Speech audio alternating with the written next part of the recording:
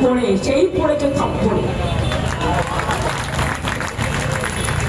দেখলেন তো এখানকার মাননীয় রাজ্যপাল প্রাক্তন আনন্দ বোসকে কিভাবে সরানো হলো।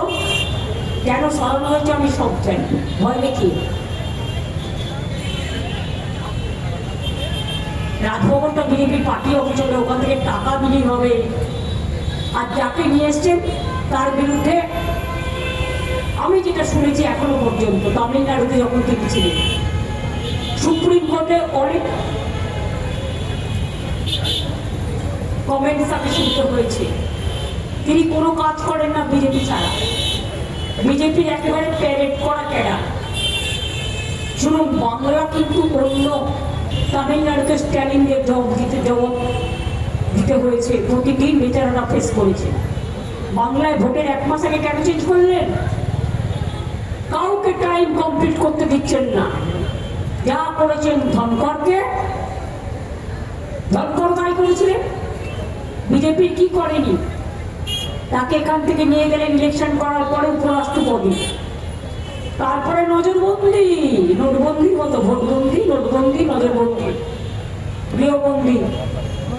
অজিত পাওয়ার আমি যখন বললাম যে ভালো করে ইনভেস্টিগেশন করা উচিত, অনেকেই যখন বলেছিলেন কেন আমি এই কথা বলছি, যা বলেছি তত সত্য, প্রমাণিত হয়ে গেছে।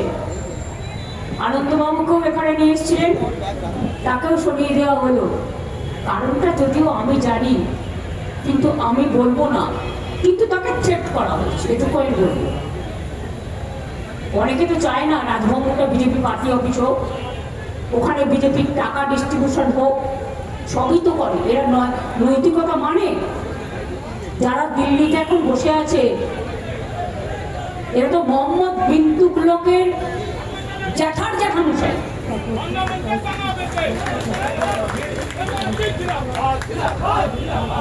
টিম টিম করে জ্বলছে, তার এত তেল, তেলের দাম বেড়ে যাচ্ছে, ওদের তেল বেড়ে যাচ্ছে। জিজ্ঞেস করুন এত কিসের অহংকার? আসে তো চন্দ্রবাবু নাইডু দয়ার দিকে টিম টিম করছো।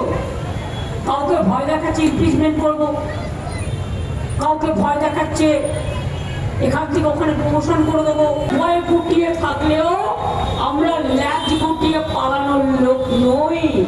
আমরা ছিলাম, আছি, থাকবো, আর আপনাদের মুখোশ খুলে দেবো। এইটুকু আমার এখন বলার ছিল। আমি সংবাদ মাধ্যমকে সকালেই মেসেজটা দিয়ে দিলাম যাতে তারা জানাতে পারে। আজ থেকে কিন্তু এপ্রিল মাসের 1 যেটা দেওয়ার কথা ছিল, আজ থেকে সেটা ঢুকবে। লক্ষ্মী ভান্ডার অলরেডি মার্চ থেকে ঢুকে গেছে, ফেব্রুয়ারি থেকে ঢুকে গেছে।